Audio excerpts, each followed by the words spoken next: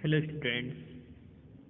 कल हमने BSc third year में पेपर थर्ड के अंतर्गत यूनिट फर्स्ट का जो टॉपिक स्टार्ट किया था पॉपुलेशन, जिसमें हमने कल आप लोगों को इसका इंट्रोडक्शन बताया था।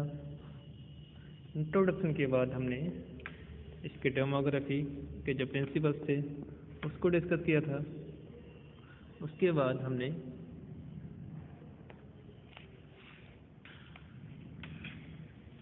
इसकी हिस्ट्री ऑफ ह्यूमन पॉपुलेशन को डिस्कस किया था।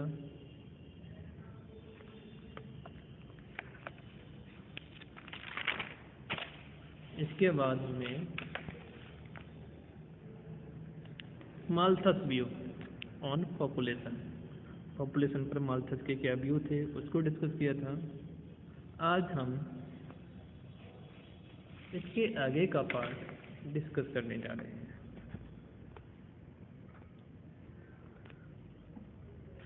शुरू करते हैं।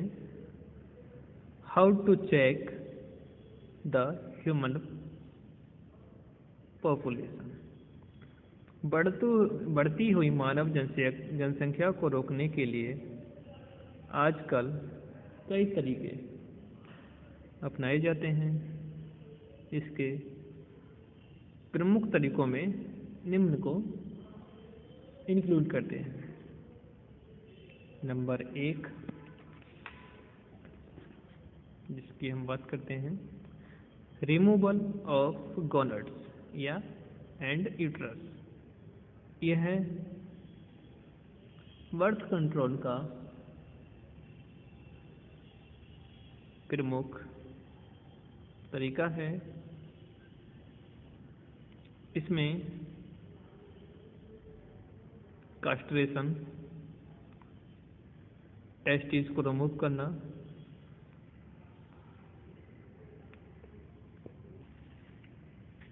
हिस्टेरेक्टोमी, रिमूवल ऑफ यूट्रस, इसमें यूट्रस को निकालना, तथा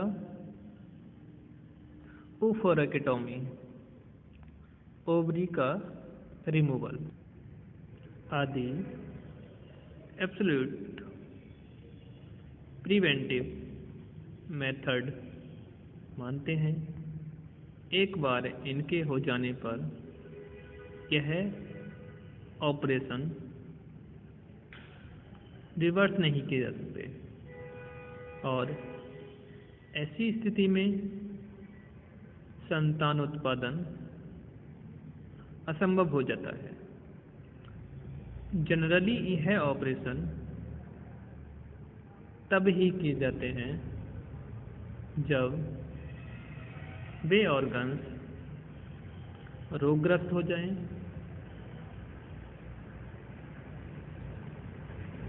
या यौवनावस्था से पहले अगर उनको रिमूव कर दिया जाए तो सेकेंडरी सेक्सुअल करैक्टर डेवलप नहीं हो पाते। अब बात करते हैं नेक्स्ट, स्टेरिलाइजेशन। मेल्स में स्टेरिलाइजेशन को वेस्कुटोमी भी कहते हैं। यह सिंपल ऑपरेशन होता है जिसमें वास डिफरेंस का कुछ पोर्शन रिमूव कर दिया जाता है। इसमें स्क्रोटम में एक इंसिजन किया जाता है जहाँ पर ट्यूब्स प्रेजेंट होती हैं। वहाँ पर इसे प्रत्येक 2 जगह पर बांध दिया जाता है और इसके बाद दोनों के बीच के पार्ट्स को काट कर निकाल देते हैं। ऐसी स्थिति में टेस्टिस में स्पर्म का उत्पादन तो होता है लेकिन स्पर्म बाहर नहीं आ पाते। फीमेल्स में स्टेरिलाइजेशन जनरली ट्यूबल लिगेशन द्वारा होता है। इसमें एब्डोमिनल कैविटी में एक चीरा लगाकर यूट्राइन ट्यूब्स को निकालकर उनका एक छोटा सा लूप बनाया जाता है जिसे नक्ल कहते हैं। अब नक्ल के आधार पर एक सूचर को कसकर बांध देते हैं और नक्ल को काट दिया जाता है। 4-5 दिन के बाद बॉडी के फ्लूइड्स के द्वारा सूचर डाइजेस्ट हो जाता है और टिप्स के दोनों सिरे अलग अलग हो जाते हैं।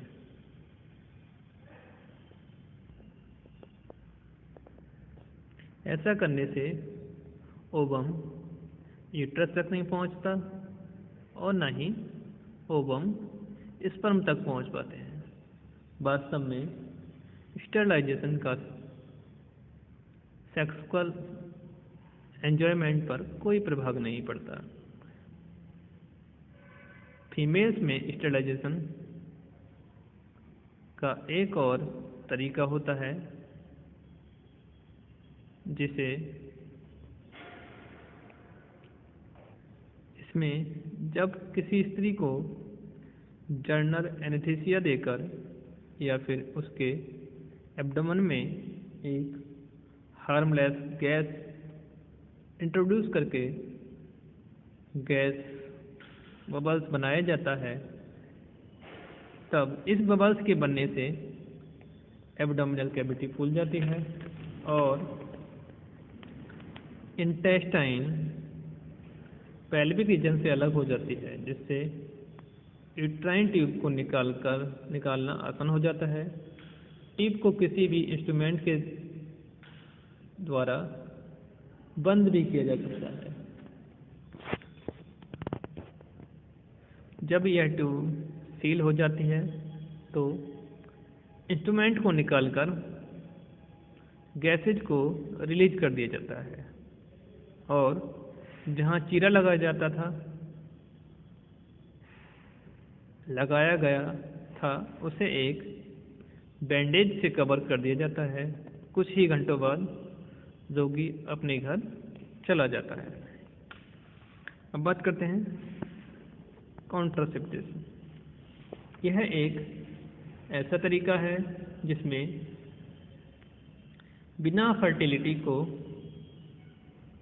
डिस्ट्रॉय किए फर्टिलाइजेशन को रोक दिया जाता है। यह नेचुरल, मैकेनिकल या केमिकल तरीके से संभव है। बात करते हैं नेचुरल। प्राकृतिक तरीके में सेक्सुअल साइकिल को पीरियड का ध्यान रखा जाता है। प्रत्येक मेंस्ट्रुअल साइकिल के 3 से 5 दिन के अंदर फर्टिलाइजेशन के लिए ओवम प्राप्त होता है। अगर इस अवधि में कपल इंटरकोर्स ना करें तो फर्टिलाइजेशन नहीं होगा।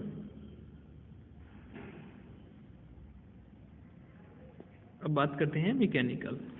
कॉन्ट्रासेप्शन की मैकेनिकल मेथड में मेल्स कॉन्डोम का यूज करते हैं और फीमेल्स में डायफ्राम का उपयोग किया जाता है। इनमें से कॉन्डोम एक नॉन पोरस इलास्टिक मटेरियल का बना हुआ एक ऐसा स्ट्रक्चर होता है जिसे पेनिस पर लगाकर स्पर्म को फीमेल की रिप्रोडक्टिव ट्रैक्ट में जाने से रोका जाता है। डायाफ्राम एक ऐसे डोम शेप्ड स्ट्रक्चर होता है जिसे सर्विक्स पर फिट कर दिया जाता है। इसमें एक स्पर्म किलिंग केमिकल का उपयोग भी होता है। डायाफ्राम स्पर्म को सर्विक्स तक जाने से रोक देता है, जबकि केमिकल स्पर्म सेल्स को मार देता है। कॉन्ट्रासेप्शन की और mechanical method IUD intra uterine device होती है। यह डिवाइस एक छोटी सी ऑब्जेक्ट है जो प्लास्टिक, कॉपर या स्टील की बनी होती है और इसका शेप एवं लूप के समान या कॉइल या टी शेप्ड या 7 शेप होता है। इसे यूट्रस की कैविटी में लगा दिया जाता है। आज तक यह क्लियर नहीं है कि आईयूडी कैसे कार्य करती है। आईयूडी के यूज से कुछ कॉन्ट्रासेप्टिव एजेंट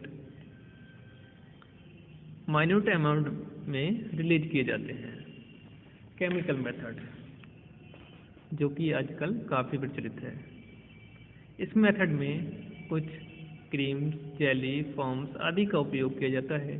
इनके उपयोग से वेजाइना एंड सर्विक्स स्पर्म के जीवित रहने के लिए अनफेवरेबल हो जाता है। केमिकल मेथड में